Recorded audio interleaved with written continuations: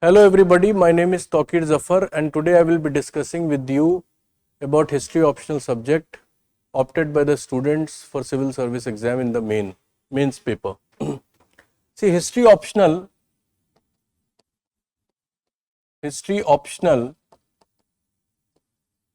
an evergreen optional subject. It has been opted by the students in large number. And as far as the record is concerned, we have seen that in 2021, 574 students opted for main exam. They wrote main exam.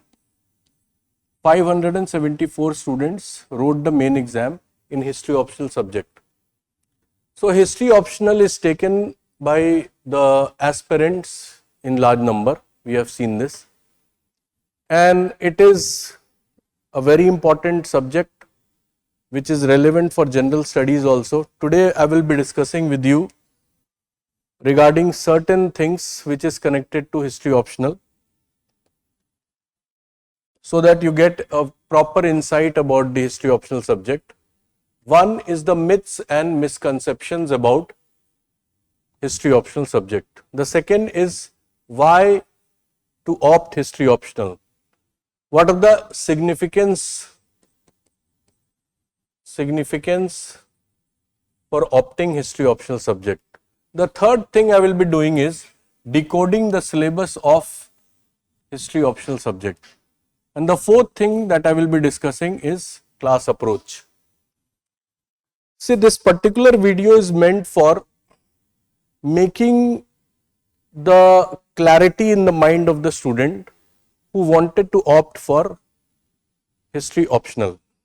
See, first of all, if you understand, two things are very important.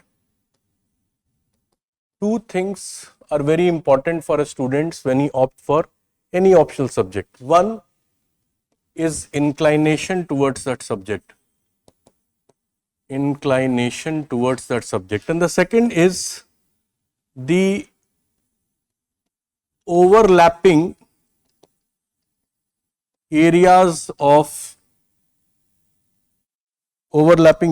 with GS. सबसे important बात क्या है कि what is the interest of the student in that particular subject, and the second thing is what are the overlapping areas with the GS. If you see in GS, both in prelims and mains,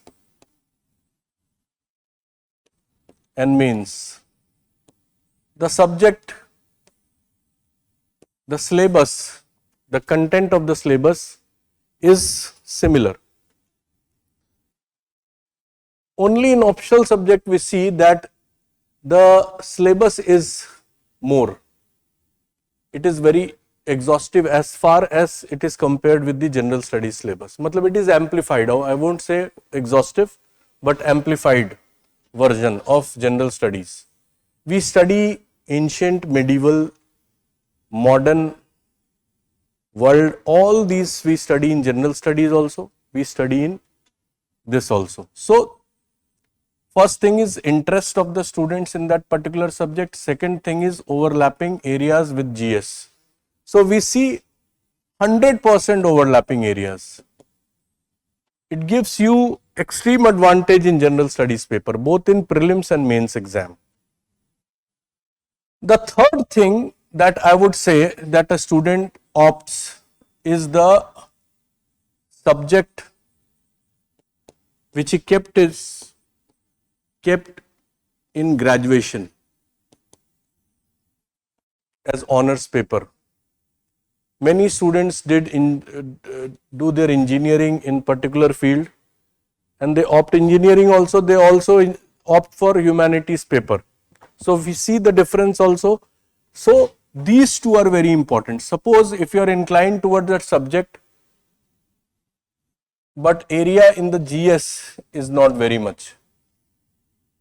But in that case also we see the success.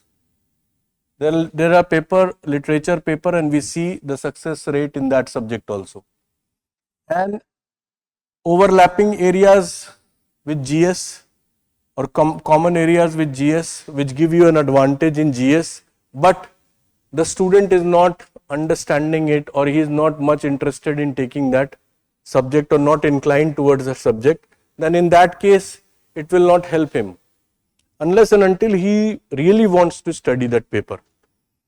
So the first thing that comes to the mind of the student is what are the myths and misconceptions of history. If you understand this, the myths and misconception of taking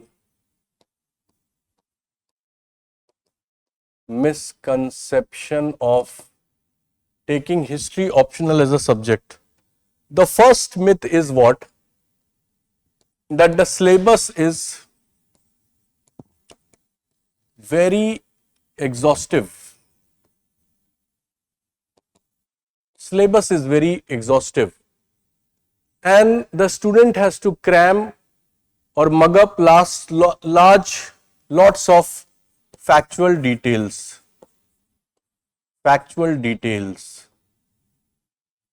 Syllabus is very exhaustive. Third is it is not scoring. It is widely said about history and geography, that history, बड़े पुराने लोग कहते थे, बड़े लोग, कि history, geography बड़ी बेवफा, रात पढ़ा दिन सफा. It is not that. In history, the syllabus is very exhaustive. It is a myth. It is a myth. It is a misconception. It is a misconceived notion. Syllabus is big, no doubt, but UPSC does not discriminate among the syllabus of the different subjects. This syllabus is unfolded and shown it to you. If you see the syllabus of certain subjects, it is small, it is in one page, it is in 2 pages, 2 sides. It is unfolded and shown it to you. And it is good that if the syllabus is exhaustive and it is showing all the important areas of the syllabus in the topics of the syllabus of history optional, it is good for the students so that students get a clear cut idea what to study and what not to study. And the best, see, whatever is the syllabus, the most important thing is previous year's question. One should always reorganize the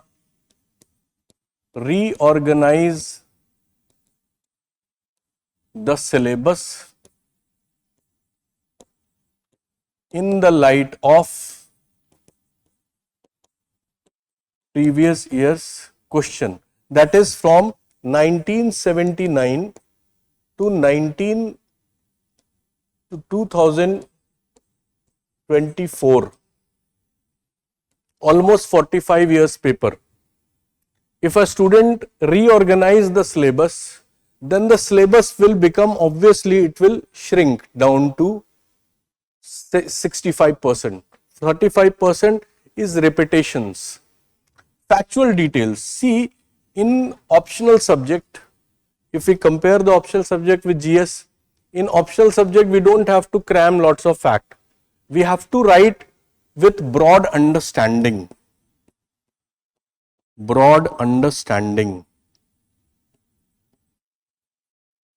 And analytically we have to write. We have to write analytical. We have to write with broad understanding. We don't have to mug or cram the facts. There are several topics where we see that there are debates in the history optional subject. There are several topics. We see historiography in which different schools of thought, they debate among themselves. And that is what you have to write in the exam. You don't have to load your answer with lots of facts. That is to be done in GS. Even in GS, in prelims and the main exam, they don't ask about factual details. They ask conceptual questions. So broad and analytical understanding of the syllabus is required. For example, if you study the Rajput policy of Akbar, or religious policy of Aurangzeb. There is a debate associated with it. You have to remember it, understand it, the different school of thought, their opinion, and to back up that argument, you have to give few important points. And this is how the answer goes. So you have to write broadly. You don't have to, remember each and every line and each and every fact and each and every full stop, comma. It is a very, you can say, it is a misconceived notion that, you have to remember dates and year, all these things. You don't have to remember that much in GS also. You don't remember. You understand the subject conceptually, write the answer and refer the previous year's paper, and this is how we write the tutorials in the class, tutes in the class, the notes will be given to you. So factual detail is a very great misconception. Syllabus is exhaustive is another important misconception or myths in history optional subject, that people get scared कि यार बहुत बड़ा syllabus है, बहुत ज़्यादा याद करना पड़ेगा. ऐसा नहीं है.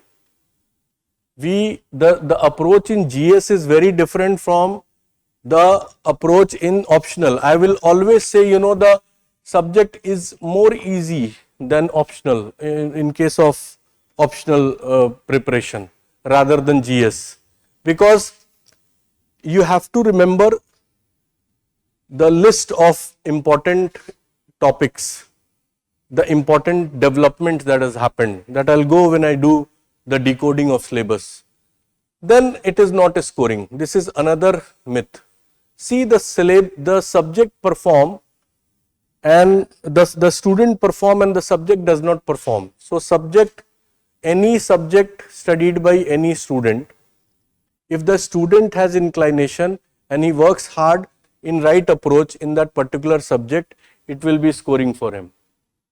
Because because the examiner will give you the marks when you write correct things in right approach.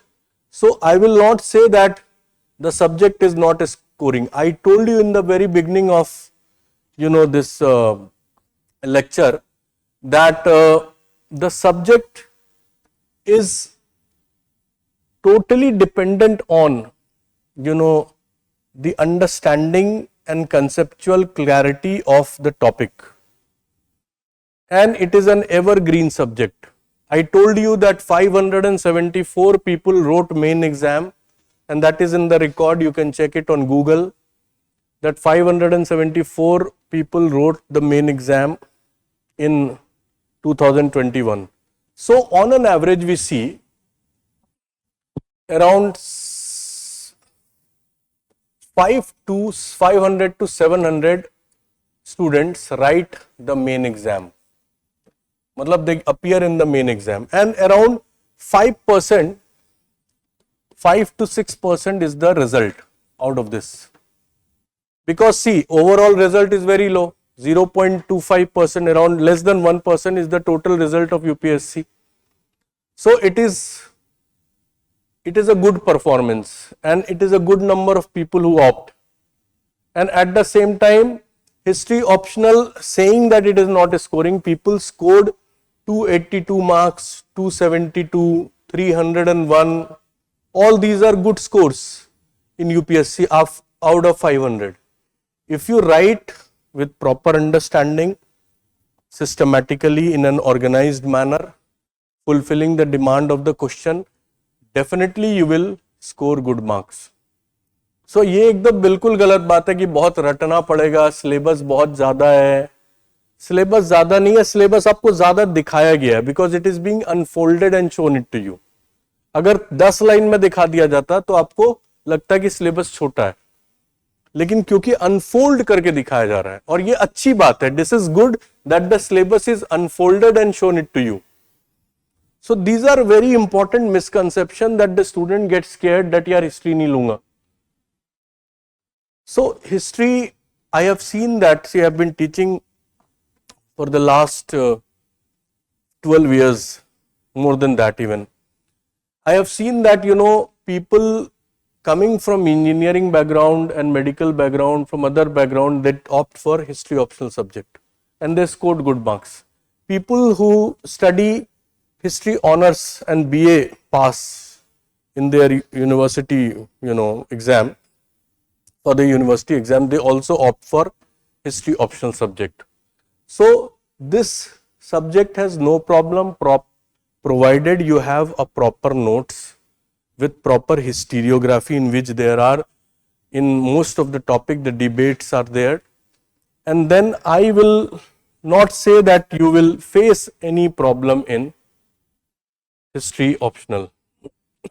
So the second thing that I will discuss with you is why to opt history optional. That means what are the significance for opting history optional subject. क्यों हम history optional लें? First of all, you see that the involvement of current affair is nil or very less or nil. Other subject, if you see the involvement of current affair is more.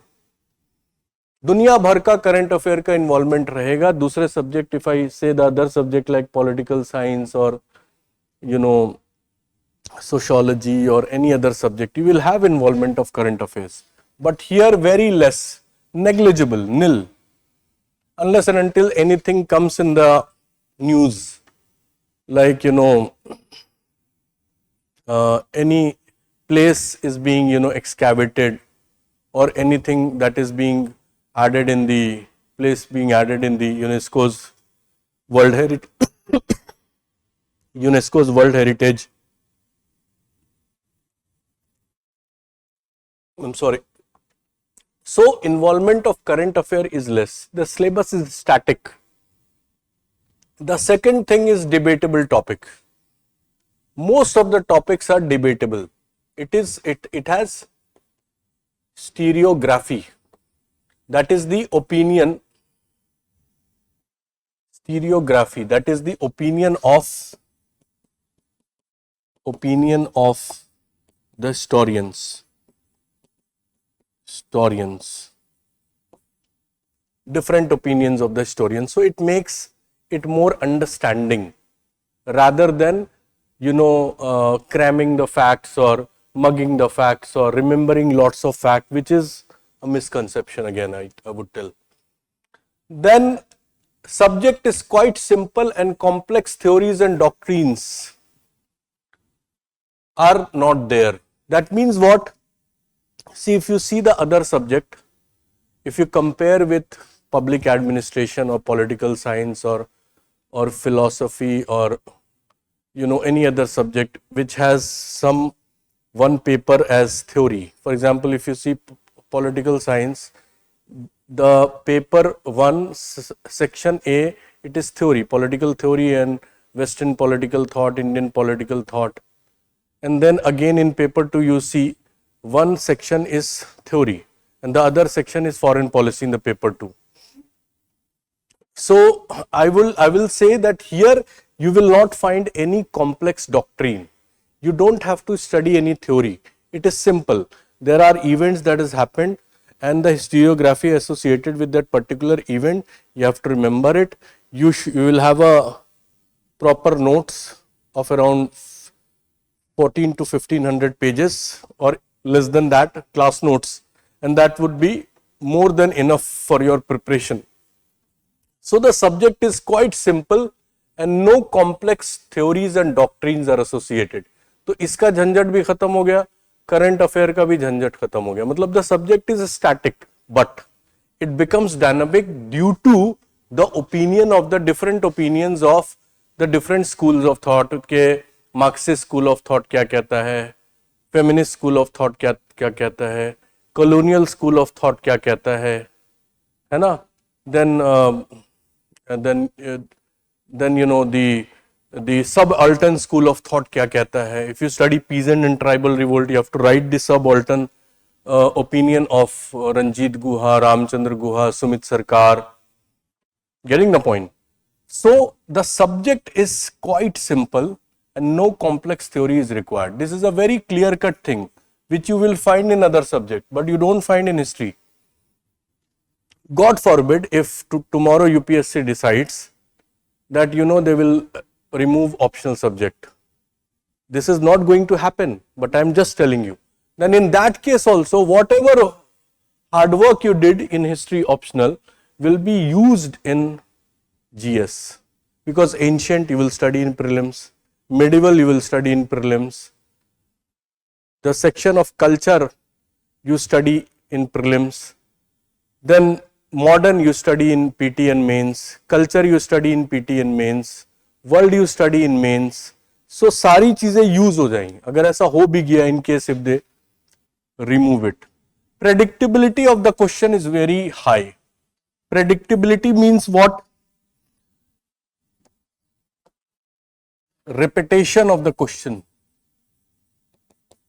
Question is repeated just by changing language. I have seen several times that some question asked in 1992, it is being repeated again in 97 and then again in 2002, then in 2007, all these kind, but just by changing the language.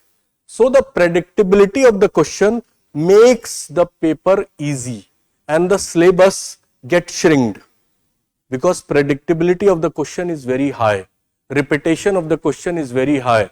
They keep on repeating the questions in the exam, keep on repeating. I will say that last year when the question came in the UPSC exam, I have seen that 52 questions were repeated directly and indirectly from the previous year's paper. 52 just by changing the language. That's it. Just by changing the language. They keep on repeating. So the predictability is very high. So you will take the advantage of this.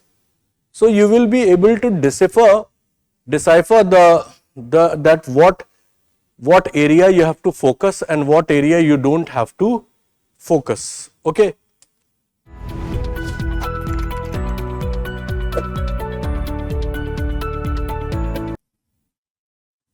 I told you that frequent repetition of the questions are there.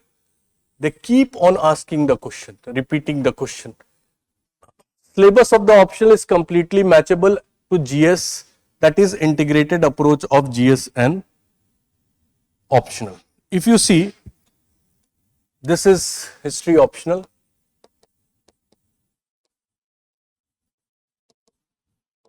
And history you have to study in GS also, in prelims and in the main exam. Here also, paper 1, here we have two sections, section A, section B. Here we have paper 2, section A, section B.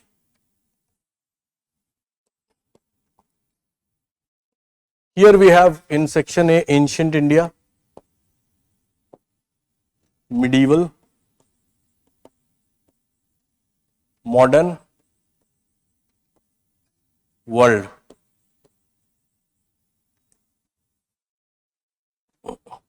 In ancient, medieval, all this is 250 marks, this is again 250 marks, 125 each.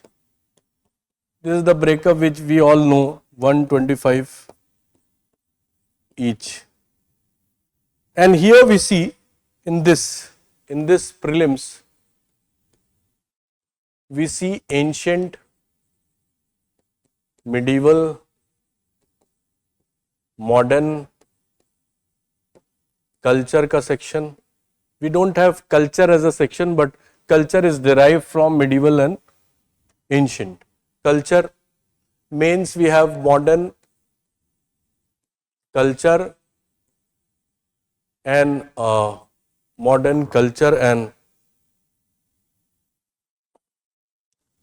this section world. The common area, if you see, this area is a common area. Modern and culture. This is exclusively asked in prelims, which you can get it from here. 15 questions are confirmed. This year also, they asked around 16 questions, and all the 16 questions were from the class notes. In the prelims, I am not talking about history optional paper. And as far as this main is concerned, main exam, modern, culture, world. World is a very small section that is asked in GS. Culture and modern, they ask, good number of questions. So around, if around 100 marks question you can get in GS 1, 2,150 marks in GS 1. History is the part of GS 1 paper in the main exam. And in prelims, out of 100 question they asked, this year also they asked 16 out of 100. So this advantage you get, this 16 question advantage you get from history optional. This 100 marks advantage out of 250 in GS 1 you get from history optional. There is no involvement of current affairs. Predictability of the question is very high. Syllabus gets shrinked after predictability of the question. What they ask in history? Any event that has changed the course of history. कुछ ऐसी खास बात जो इस period में हुई है. I will give you examples when I decode the syllabus. So you see, modern also, here we study, world also, here we study. We study in a very amplified. Here the perspective is what? Here you will not write much historiography in the main exam, except for few topics like, the debate on the nature of the revolt of 1857. There is a historiography attached to you and few more topics. But you see in here there is no historiography, but here is factual plus conceptual. Factual plus conceptual. This area 100 marks complete, you don't have to prepare. So there is an integrated approach because the syllabus is overlapping. As I told you that you will not find any complex theories and doctrines in history optional. Nowhere. You can check the syllabus. I will show you the syllabus also. I will decode the syllabus here, write it here in the board. You will see that none of the place the doctrine or the complex theories are being there, and there is no current affair as well. So integrated approach of optional and GS, and I have seen, if you see the previous year's paper of GS of the main exam, you will see most of the question, I won't say word by word, few questions word by word, they were repeated from history optional, modern and section of culture, that is culture derives from here. So we don't have any portion like culture, but it is mentioned culture in the GS. So GS main and modern, we see certain questions which is repetition of these questions. So we prepare it together. So definitely 15 marks or 16 questions in prelims for sure you will get. This year also it came. एक आध question रह सकता है, sometimes UPSC asks very unnecessary or you can say some difficult questions. एक आध दो बार पूछा है ऐसा उन्होंने, but हाँ 15 to 16 question they ask and which will be here in the optional paper. And the second thing is 250 marks, out of 250 marks 100 is asked from modern, culture and world, which definitely you will be gaining. You will have an edge over others here by studying history optional. This is the significance.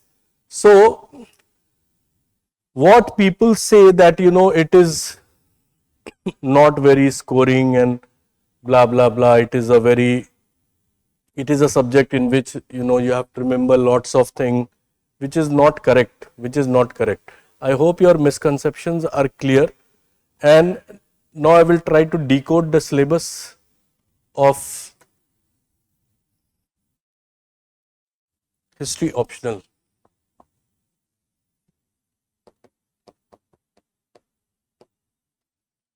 From paper 1 section A. Ancient India. Ancient India. I told you that one should always reorganize the syllabus in the light of the previous year's paper. हमेशा syllabus को reorganize कर लेना चाहिए in the light of the previous year's paper, which I have done it. So you don't have to work on that. In ancient India, which is 125 marks out of 250, paper 1 का part है. The first topic is the prehistory. Sources to study ancient Indian history. The second topic is Stone Age. Third topic is Indus Valley Civilization, that is IVC. Fourth topic is Vedic Age. Very simply designed, reorganized form of syllabus that I will be doing with you. Fifth is Pre-Mauryan Age. Sixth is Mauryan Empire.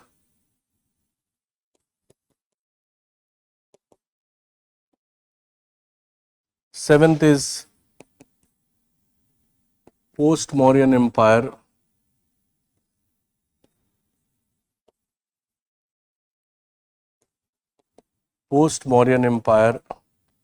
Eighth is Gupta Age. Ninth is Post-Gupta Age. Then we have 10th, Ancient South India. Then we have Art and Architecture in Ancient India. This is the division of the topic in Ancient India. If these topics we cover, see, if you see the source of ancient Indian history, sometimes they ask one question from here, sometimes, not regular, but sometimes they ask, which is very important topic because you get an insight about ancient India through this topic. Then Stone Age, where we study about Paleolithic, Mesolithic, Neolithic and Chalcolithic, Megalithic culture. Sometimes they may not ask question from this particular topic. But this topic, IVC, that is Indus Valley Civilization, Indus Valley Civilization, it is a very important topic. And 3 types of question they ask in Indus Valley Civilization. Rise of Indus Valley Civilization, that is origin of Indus Valley Civilization, where there is a debate. Decline of Indus Valley Civilization, again there is a debate with few factual information, few, to back up the argument of the schools of thought. And then we have, the characteristic feature of Indus Valley Civilization, in which, town planning is there, urbanization is there, religious aspect is there, then, the social aspects is there, economic aspect is there. Then this topic, 3 things: origin, decline and characteristic feature. There are different characteristic feature. Arts and craft is there, all based on archaeological evidences. तो इस पे 3 किस्म का question वो पूछती है. खास बात क्या है इस टॉपिक में? टाउन प्लानिंग खास बात है. First urbanisation that has happened in India, खास बात. कोई ऐसी खास बात जो हिस्ट्री को अफेक्ट करती है, any important thing that is affecting history of this time. Then come in Vedic Age. Vedic Age, they ask you about, there is a debate on origin of Aryan, and then social aspect, economic aspect, religious aspect, cultural aspect, political aspect. of Vedic age, early Vedic age and later Vedic age. So isme they mainly ask you the different, aspects of early and later Vedic period. Then when you see pre-Mauryan age or post-Vedic, we see that in this period we see two important developments happening. That is rise of Mahajanapadas and then the rise of heterogeneous sects like Jainism and Buddhism. Two very important incidents are happening in this period, in the pre-Maurya age, that is before the advent of the Mauryan or the establishment of the Mauryan Empire. Two very important development is happening. That is rise of Mahajanapada, development of Mahajanapada, the 16 Mahajanapada. Magad was one of them, where Magad emerged as an empire, the state formation that has happened. And the second thing is rise of heterogeneous sects. And the third thing that is very important was the second urbanization that is taking place. Why? The role of iron is important here. The role of iron. So these are important things that they pick the question from such topics. If you see the Mauryan Empire, they ask you about the decline of the Mauryan Empire, the debate associated with the Mauryan Empire, decline of Mauryan Empire, historiography of the decline of the Mauryan Empire. They also ask you about the nature of state of the Mauryan Empire. They ask you about the policy of Dhamma, Mauryan inscriptions, the Mauryan edicts. Then the information provided by the foreign travelers in that period, like Megasthenes who wrote Indica. So in Mauryan Empire, obviously दो तीन किस्म का question देखा जा रहा है. Nature of state है, that is administration, nature of state, policy of Dhamma, decline of Mauryan Empire, Ashokan inscription which shows the territorial extent of the Mauryan Empire. When we see Ashoka, obviously his territorial expansion, his policy of Dhamma, how does it affect the Mauryan Empire and how it was responsible for the decline of the Mauryan Empire. The post-Mauryan period I would say, not empire. Here we see the foreign ruling groups coming. So obviously the first thing that comes to important is the influence of the foreign ruling groups in the post-Maurya period. The rise of indigenous dynasties like Sungas and Kanwas, which were Brahmin dynasty. Then the division in Buddhism that has happened, Mahayana Buddhism and Hinayana Buddhism, Buddhism got divided. Trade is very important here. Trade, that is economy, guild system, guild system, which guild for the first time guild established here in the pre-Maurya period. First time the coin, monetization of economy happened in pre-Maurya period. Punch mark coins, for example.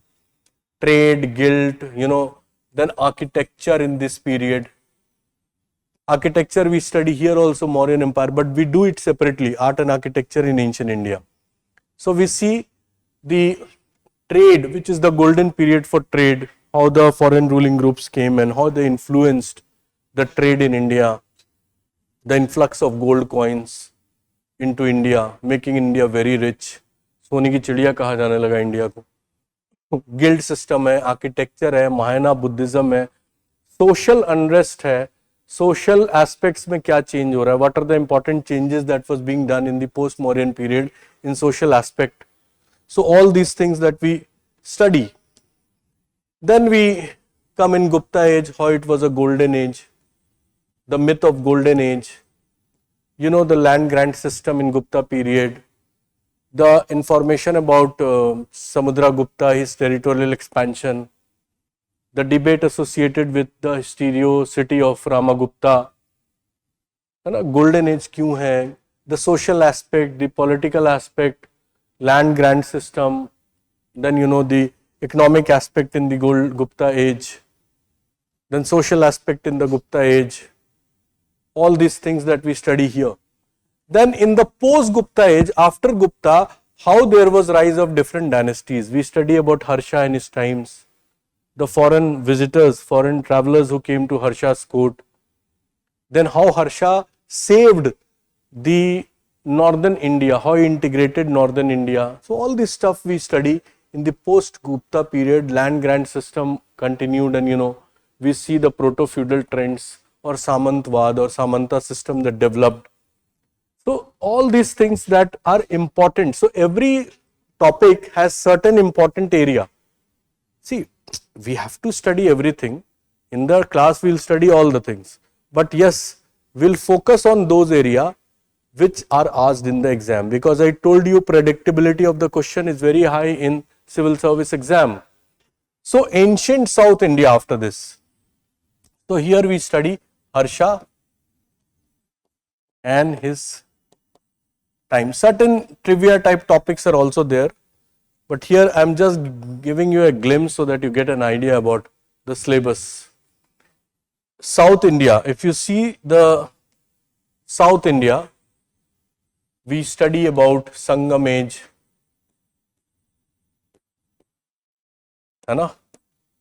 then we study about the Pallava Chalukya, Pallavas and Chalukyas,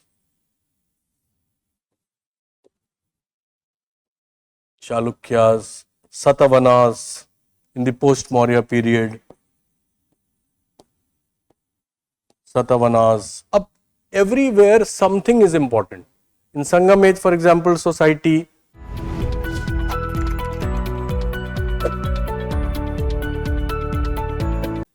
how Sangam literature throws light in political aspect, social aspect, religious aspect and economic aspect of that age. Pallava Chalukya, mostly they ask about architecture in the exam, which we do separately in the art and architecture thing. That is temple architecture. In Chalukya, in the case of Vesar style of architecture. In Pallava, which started the Dravida school of architecture. That is Dravid school of architecture. Pallava and Chalukya conflict. And then, certain small aspects related to Pallava and Chalukya. Then Satavahanas, in that time how the trade was happening, how Satavahana rulers were tolerant, though they were Brahmin, but they were tolerant towards the non-Brahmins, how they gave patronage to the Buddhist architecture of Buddhism. So all this stuff we study in ancient South, we do it separately. Once we are done with these topics, then we do it separately. Then art and architecture. Here we study the starting from the Indus Valley civilization and then Mauryan architecture.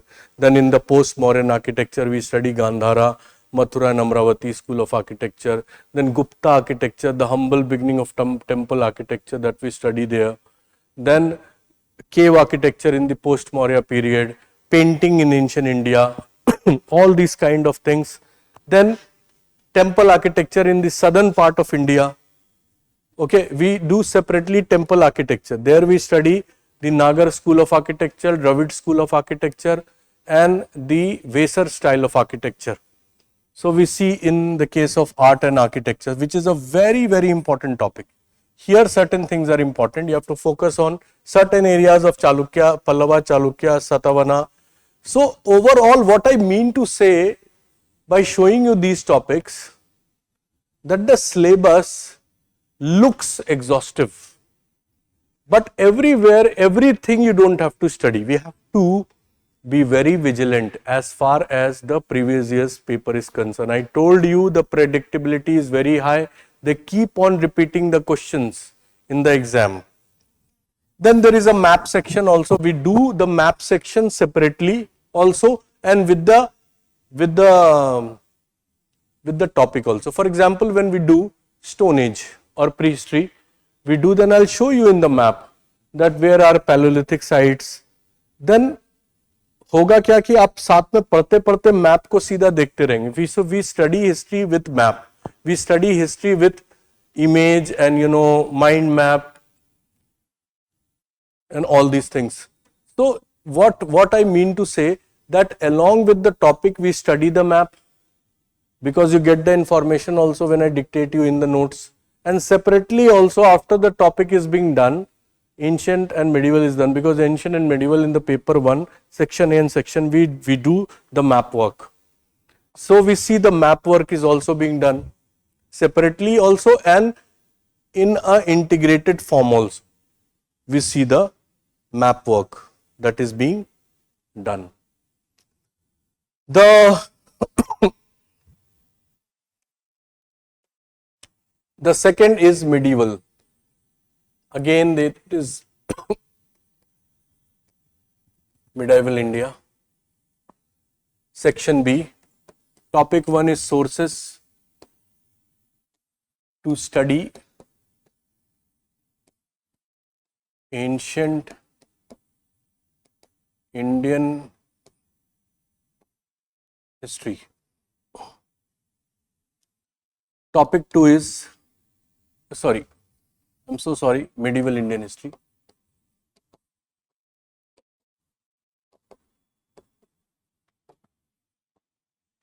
The second is early medieval India. The third is Delhi Sultanate.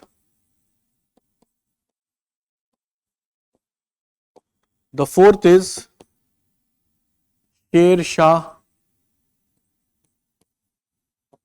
and his times. The fifth is Mughal Empire. The sixth is Marathas.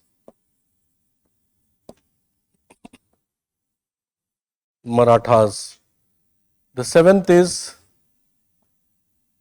South India, medieval ka South. The eighth is art and architecture. So we do it in a very organized manner, art and architecture in medieval. If you see in the sources, which is a very important topic, which gives you an insight about whole medieval history, it is in Persian and Arabic, literature, that the sources, the historiography that we study here. ये पूरे medieval India के history के बारे में information थोड़ा थोड़ा glimpse दे देगा आपको.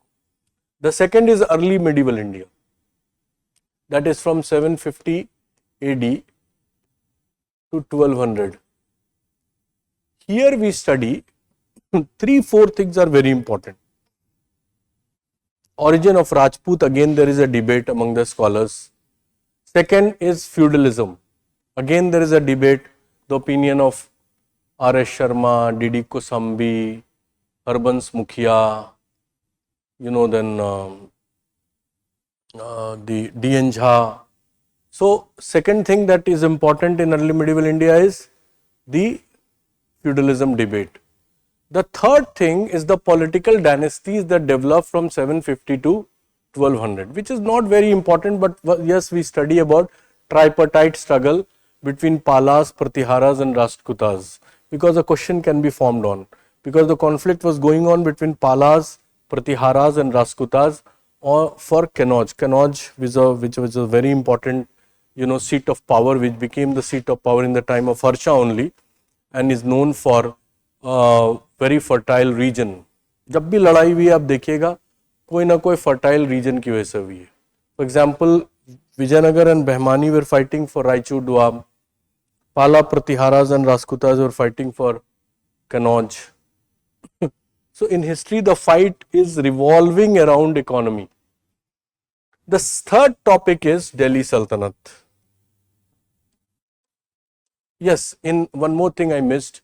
In early medieval India, I told you that feudalism is there, origin of Rajput is there, the political development that has happened there, cultural development also happened, the ideology of Shankaracharya and Ramanujacharya, and at the same time the philosophy of Shankaracharya and Ramanujacharya, and then how the Bhakti tradition developed in early medieval India.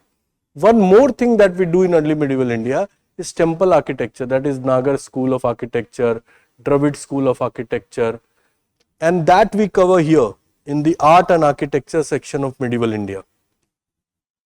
In Delhi Sultanate, we again categorize divide it in three category, Delhi Sultanate. First dimension that we do is rise and fall of Delhi Sultanate. Rise is not important, fall is important, because in the early medieval India we study about origin of Rajput and fall of Rajput also.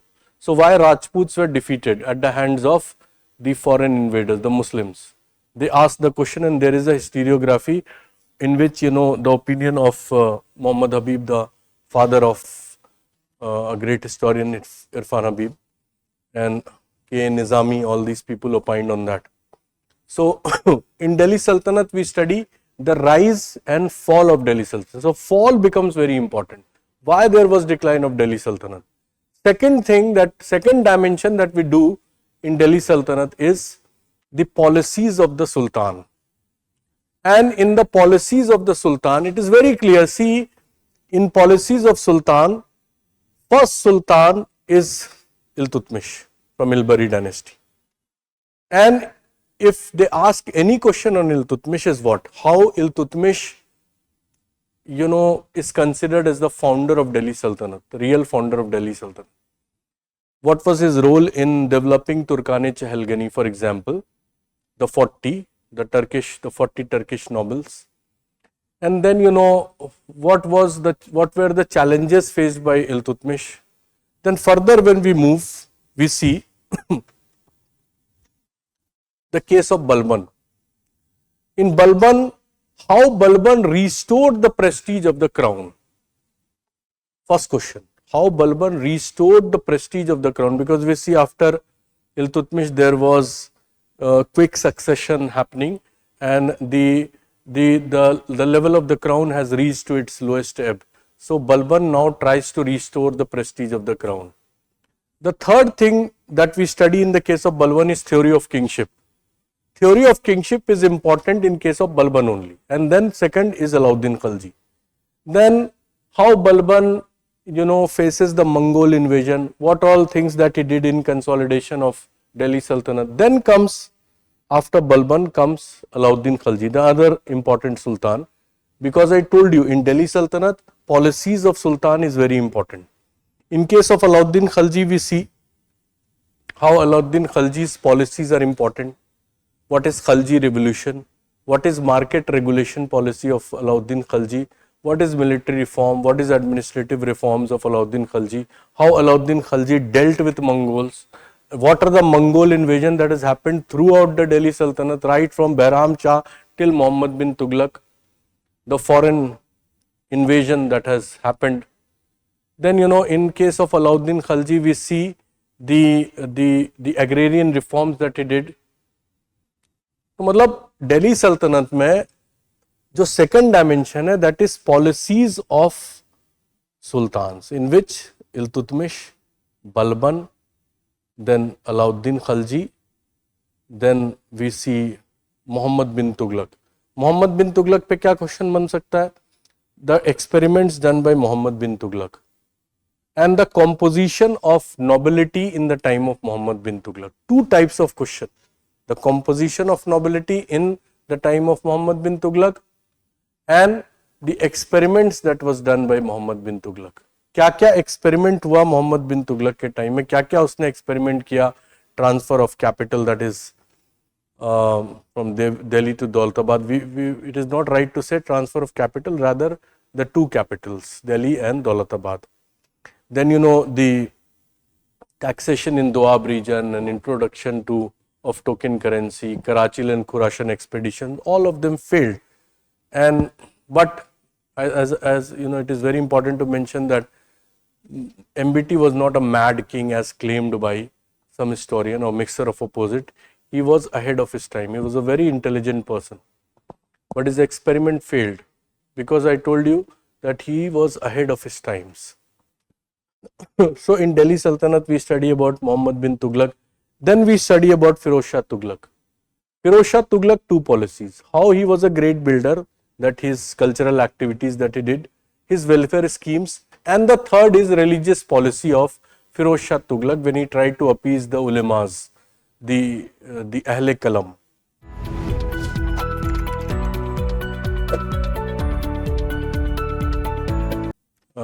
In Delhi Sultanate, there were two forces, Ahle-Saif, that is nobility, Ahle-Kalam is the ulemas. So he was trying to oppose because his position was weak, because he inherited a weak treasury.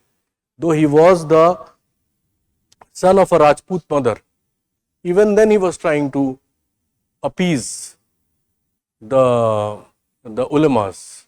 And it is said that mother is the first teacher of the child. So his policy cannot be anti-Hindu. It was having the political implication that he imposed jizya, and even on Brahmins also, demolition of temple and stuff.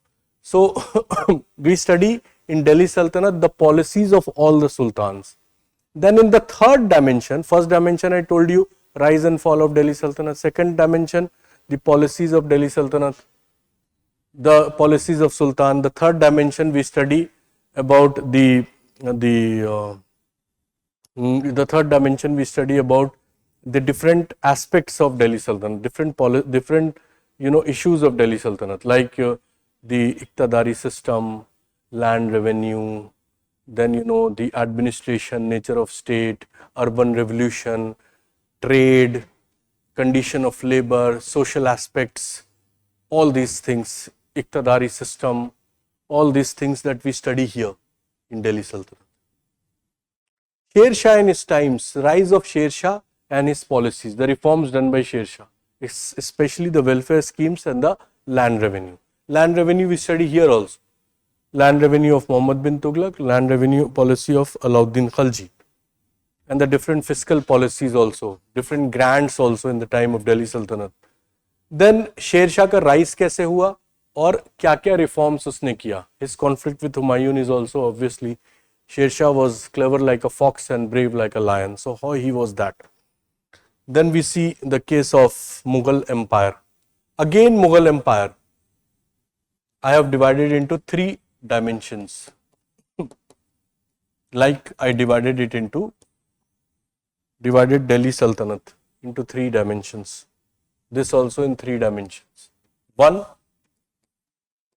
rise and fall of Mughal Empire, policies of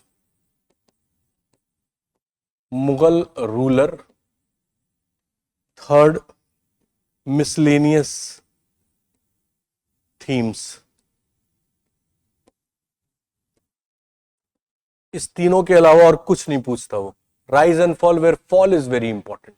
Again the policies of Mughal rule, starting with two,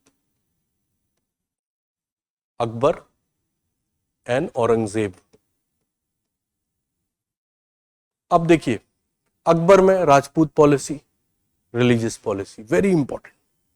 Deccan policy, composition of nobility, theory of kingship, imperial expansion or imperial exercise done by Akbar. In the case of Aurangzeb, we see religious policy, Deccani policy. Deccan policy is very important because it is said that Deccan also ruined Aurangzeb. ये question ही पूछ लिया जाता है, like Spanish also ruined Napoleon. It is a statement of historian Jadunath Sarkar. So these two rulers are very important as far as policies are concerned. Here, in the decline of Mughal Empire, there is a debate of different scholars. So this is a favorite question of UPSC. Policies of the Mughal, Akbar and Aurangzeb. Then we study Jahangir also. We study Shah Jahan also. And then we study about Babur also. The rise of Babur, how did he, how he was able to establish the Mughal Empire. But in Babur, Tuske Babari is very important, which is a historiography for us, which is a very important source to understand Mughal Empire, Mughal history of the time of, till the time of Babur. Then the third thing that we focus is here is again the miscellaneous topics like we do in the case of Delhi Sultanate, like land revenue, Mansabdari system, again composition of nobility, theory of kingship, then social aspect, architecture, art and architecture, painting, literature, regional literature in the time of Delhi, Delhi Sultanate and the Mughal Empire. So it is also a very important. So if you ask me, in medieval, these two are very, very significant, very important. Then we come to Marathas. Maratha में question जो बनेगा, rise of Shivaji administration, है ना. Then there are debate, as you know, do you think that Shivaji was a Hindu ruler, or do you think there are different controversies and different, stereography related to it, especially in the rise of Maratha and the fall of Maratha administration, and the opinion of different historians in the case of Shivaji. So they keep on asking, UPSC keep on asking that. In case of South India, if you see, in case of South India, we see that Vijayanagar, we start with Cholas, Vijayanagar. Along with Vijayanagar, we also study Bahmani, because there was a conflict between Vijayanagar and Bahmani kingdom.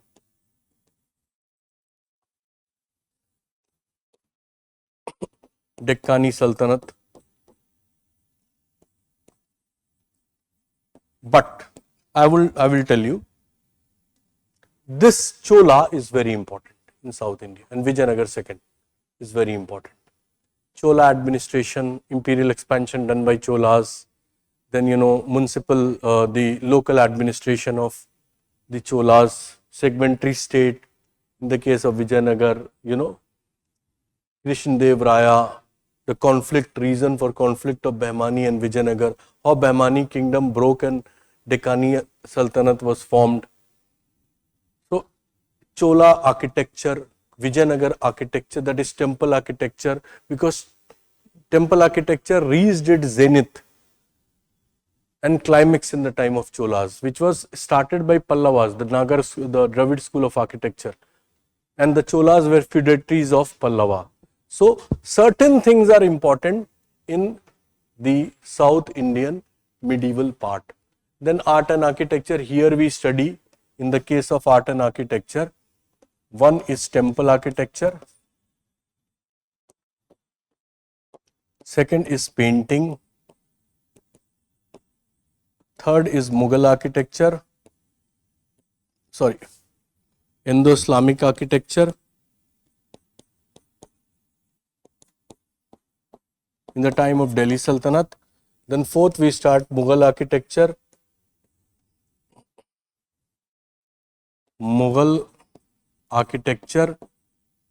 then we do Mughal painting,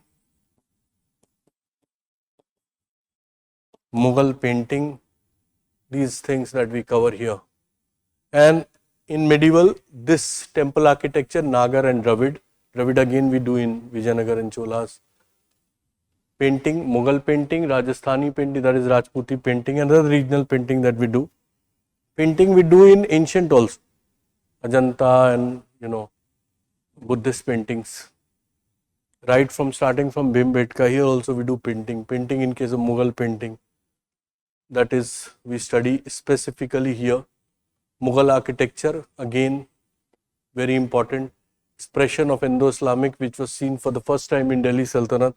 तो इससे भी question पूछ लिया जाता है. Expression, how painting is a reflection of society, is a reflection of court politics, how it is the reflection of elitism in the case of Mughal Empire. Mughal painting reached its zenith in the time of Jahangir. So different type of things that they ask in this is medieval section. Modern is very common for GS student also, because modern लगभग लोगों का पढ़ाई होता है.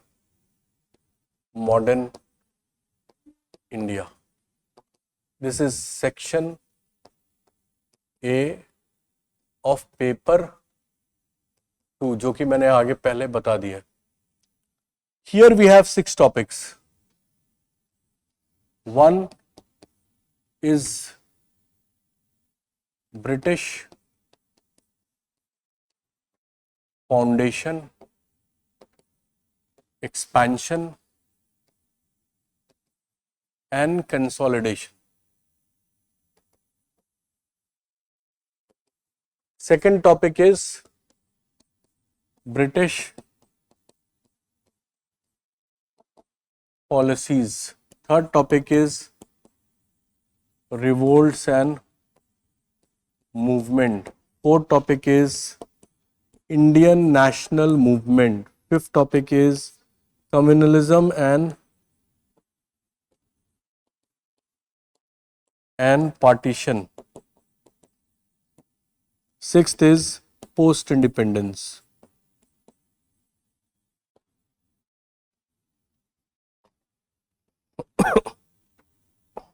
Then there are certain the questions they asked on the basis of the Governor Generals also.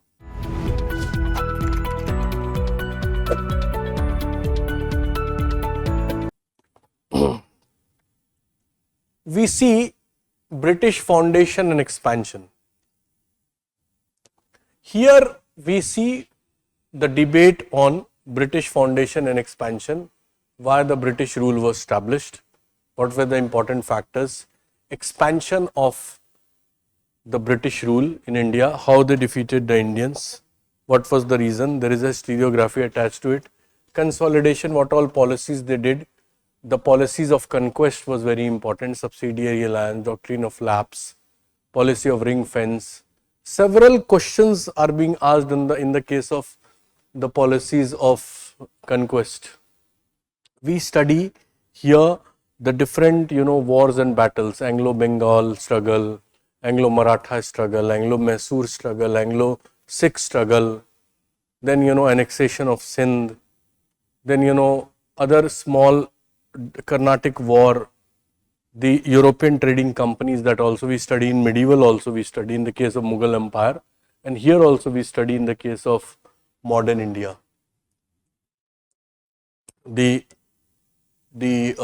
this topic, so we study here the foundation of the Mughal Empire. We study here the debate associated with the foundation of the Mughal Empire, Anglo-Indian struggle, where we study all the wars and battle. Then we study about the specific personalities like Maharaja Ranjit Singh, Tipu Sultan, all these, because they ask separate question. Dupleix is there, Robert Clive is there. So you don't have to study each and everything with that. See, we study whole syllabus, but we have to focus on the area from where the question is being asked. That is why it makes this much of syllabus this much. And as far as the the misconception that the syllabus is very exhaustive gets completely destroyed. Here we study British policies. We study all the policies, whether it is land revenue policy, development of education, commercialization of agriculture, deindustrialization, the impact of British rule on Indian economy, then development of railways, development of the constitutional acts, and then the socio-religious policy, the Orientalist, the Anglicist, the utilitarians, their influence on the Governor Generals, and why they changed the policy after revolt of 1857, all this stuff that we study here in British policy. We study all the policies in British policies. Then we come to revolt of 1857. Here we study all the revolts of revolts and movement that has happened in modern India. Whether we start with civil rebellion, revolt of 1857, social religious reform movement, peasant revolt, tribal revolt, trade union movement, Prajamandal movement, caste movement. So in this two topics are very important, that is revolt of 1857 and social religious reform movement. Social religious reform movement is the most important topic of revolts and movement. The second one is revolt of 1857. तो इसमें भी हम बताएंगे कि कहाँ से question आता है, कैसे आता है. Then we see Indian national movement, that is from 1885 to 1947. We study here, we study 8 aspects here, right from foundation of Indian National Congress, growth of nationalism, then the the the moderates, the extremists, partition of Bengal, Swadeshi movement, revolutionary extremist movement, home rule movement, coming of Gandhi from South Africa, Gandhian mass mobilization technique, Gandhian rise of Gandhi as a leader, then associated historiography with it, formation of Congress that we did earlier, that we do earlier, that is safety valve theory, which is very important. Then Congress movement under Gandhi, non-cooperation movement, civil disobedience movement, Quit India movement, rise of Swaraj Party, rise of left, then revolutionary extremist movement phase 2, the phase of Bhagat Singh, and then the rise of left and connection with trade union movement, and then connection with second phase of revolutionary extremist movement with the different conspiracy cases. Then the development right from Simon Commission till the Government of India Act 1935, and then the last phase, the last aspect, that will be the eighth aspect in Indian national movement, which will be from 1937 to 47, which covers small development with the starting of the Second World War and the influence of that on Indian political scene. Then we study about Quit India movement and the development that has happened, the before Quit India movement, the different offers that was given by the British, August offer, Linlithgow's offer, Linlithgow's proclamation, Linlithgow's proposal, August offer, and then Cripps mission, and then Quit India movement. After that, we study role of Subhash Chandra Bose in India's national movement, Indian national movement, role of women in Indian national movement, cabinet mission plan, then coming of Mountbatten, transfer of power, all these type of things that we study here in Indian national movement, which is the most important topic of modern India, most important. We study communalism and partition along with the factors for the rise of communalism, what was the role of British in the rise of communalism, how Congress failed to control communalism in that time, and partition, the different opinions of the leaders of during that time, the role of the opinion of Maulana Azad, Nehru, Gandhi, Patel, etc., B.R. Ambedkar, the steps from 1937 to 1947, the small steps that was being done, role of Jinnah, and then formation of Muslim League that was done in the case in 1906, Muslim League politics from 1937 to 47. So this is the syllabus that I am trying to tell you, and the areas that we'll focus here. The last topic is post-independence, that is from 1947 to 64, and few more topics that we cover. We do here, the scientific development, the economic reconstruction, the scientific development, integration of native state by Patel, reorganization of states.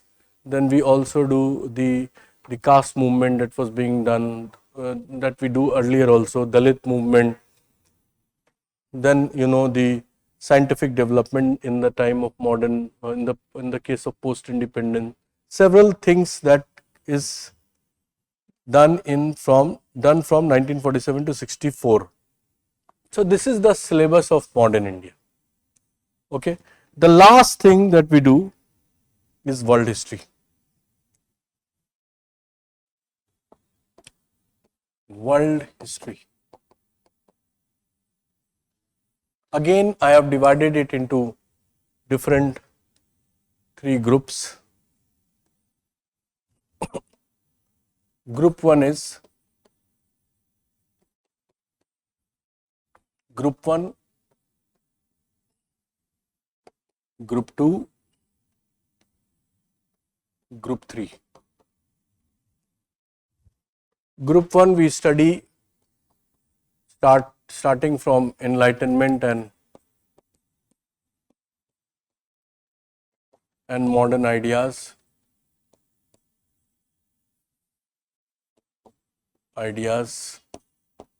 imperialism and colonialism. Third is American Revolution and American Constitution. Fourth is American Civil War.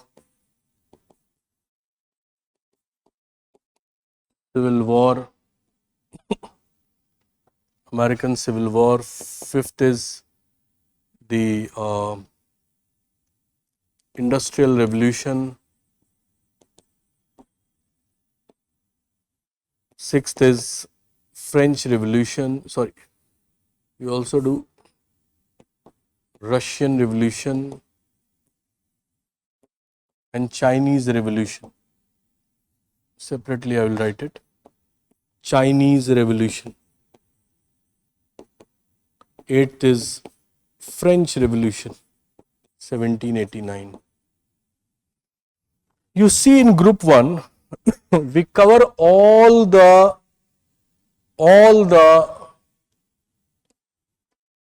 revolutions. American Revolution, कोई भी exam, कोई भी question shutter छोड़ नहीं सकता. Industrial revolution, Russian revolution, Chinese revolution, French revolution, ये 5 revolution. American, French, Russian, industrial, Chinese और Russian revolution. Then क्योंकि associated with America is American Civil War, American Constitution, we do it along with American Revolution only. Imperialism and colonialism is a very important topic. So this topic,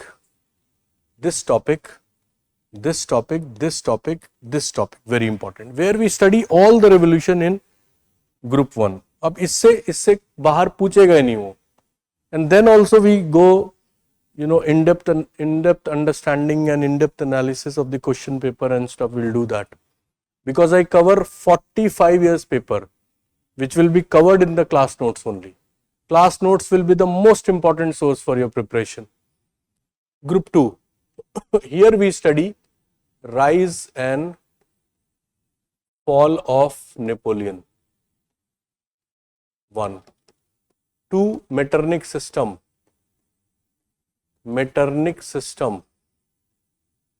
3. European Revolution of 1830 and 1848. 4th is the unification of Germany. 5th is unification of Italy. If you ask me what is important here, again, this is important, very important. Rise and fall of Napoleon we study because Napoleon was the child of the revolution. He was the child of the revolution, as said by H.L. Fisher, the historian. Metternich system we study. Then these two topics are also very important. It's a question banta exam mein.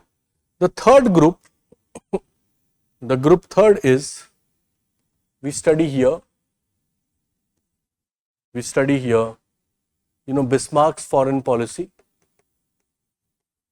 one of the remote cause of First World War, Bismarck's foreign policy.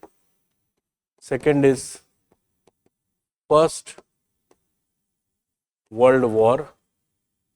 Third is world between two world wars. Fourth is Second World War. Fifth is Cold War. इसमें तो आप कुछ भी छोड़ नहीं सकते.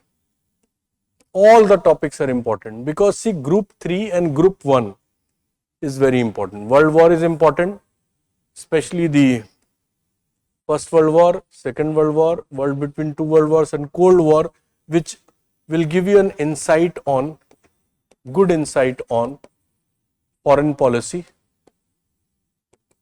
Sorry, IR, which you study in GS mains.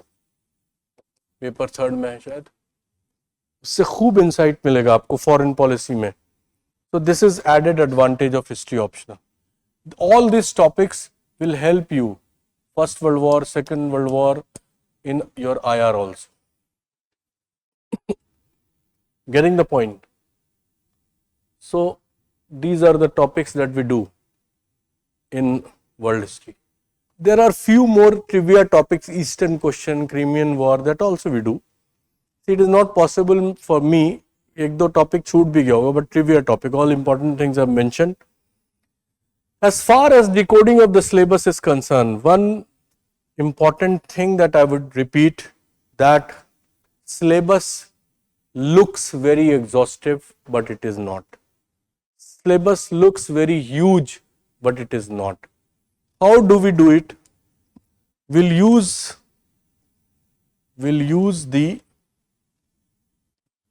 understand the topic,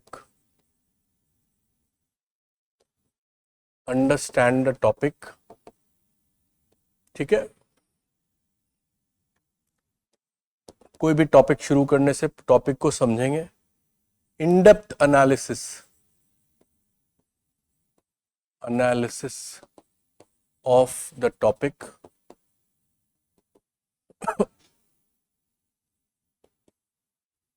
understanding through board work,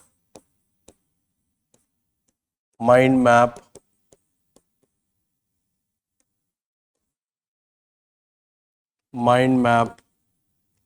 flow chart, maps,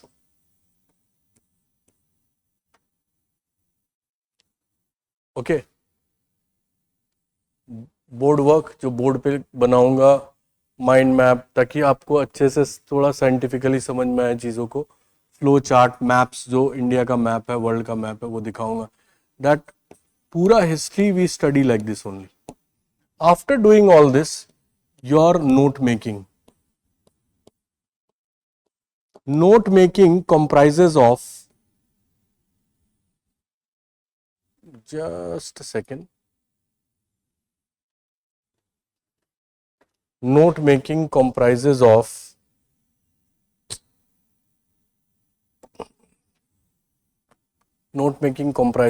all this stuff. ये तो रहेगा ही आपके नोट्स में, ये सारा 1 2 3 4, all this plus dictation at the last.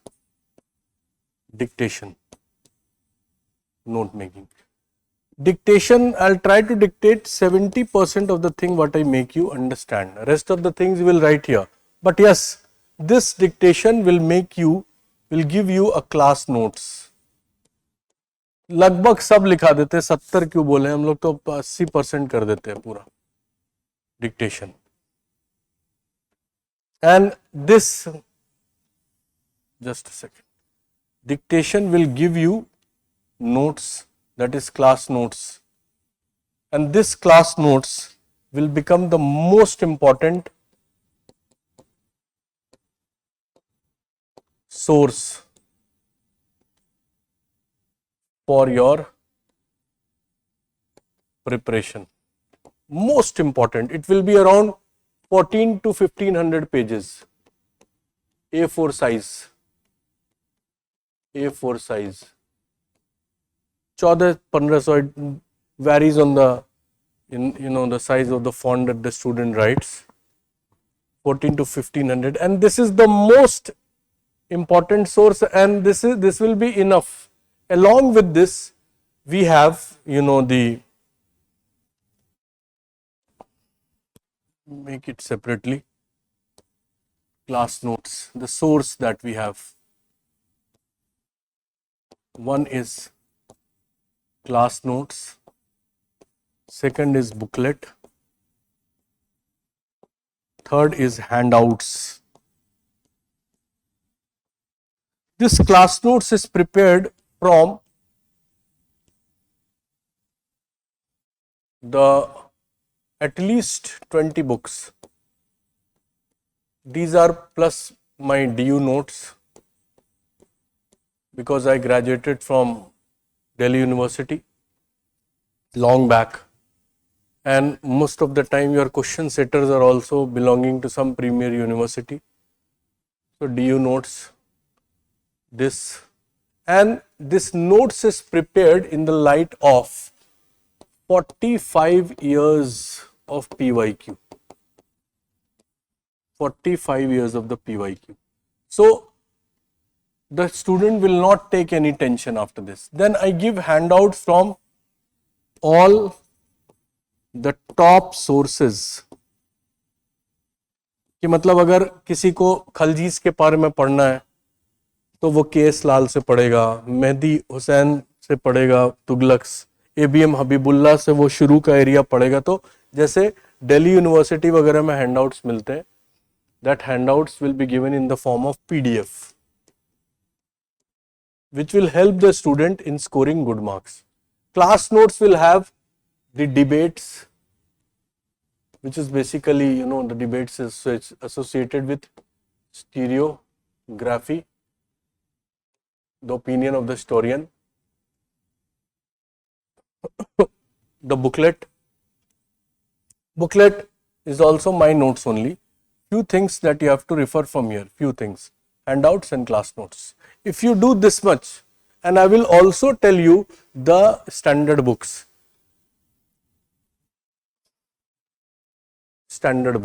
So understanding the topic, and whenever we start the topic, suppose we start any topic, for example, we start revolt of 1857, any topic, I'm just giving you an example, then we will do all the important areas of that topic. Factors for the revolt of 1857, nature of the revolt of 1857, factors for the failure of the revolt of 1857,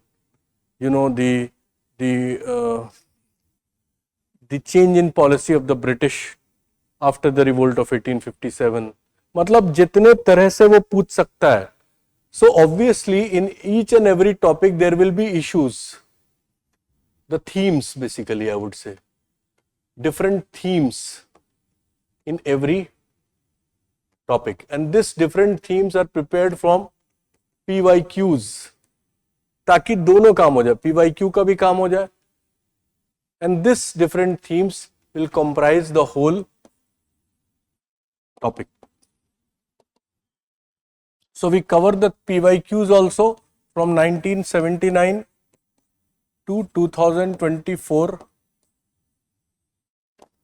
and the record is there. Every year, almost all the questions except one or two which is being asked indirectly, they are also from the class notes only and the sources that I give, PDF and the class notes and few areas of the booklet. So I would recommend that if you are really interested in taking history as an optional subject, this will be our approach, the class approach. We'll understand the topic through various means, we'll cover the previous year's paper, and we'll do rigorous answer writing. Rigorous, at least 50 questions in each module, ancient 50, medieval 50, world 50, modern 50. We'll do map practice. So answer writing is another, very important thing. The fifth is answer writing, because without writing answer writing techniques that I will teach you, will practice in the class. We'll do map work also. As I told you, map also we'll do along with the class, along with the topics, and in the last again we'll do it. So in this lecture, I think almost most of the things I have covered, which I told you in the very beginning. The myths and misconception, why to take history optional, decoding, syllabus, class approach.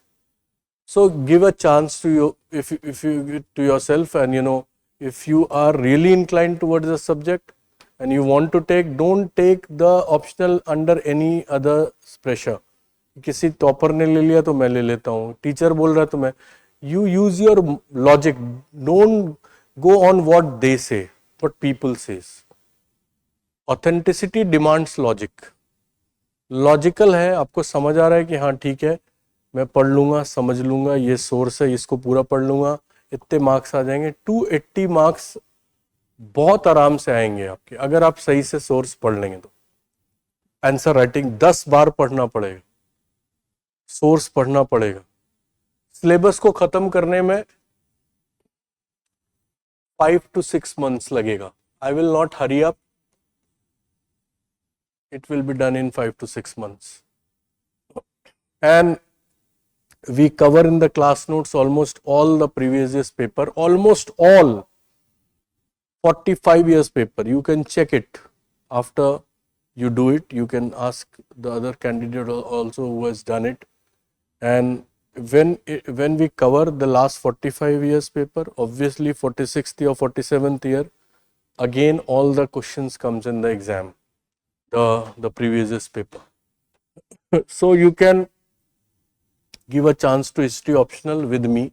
If you want to enroll, you can call the concerned person. The number will be given here. So I think this session is satisfactorily enough to make you understand what are the myths and conceptions of history, why to take history optional, and how history optional will be beneficial for you. Thank you for a patient hearing. Thank you so much.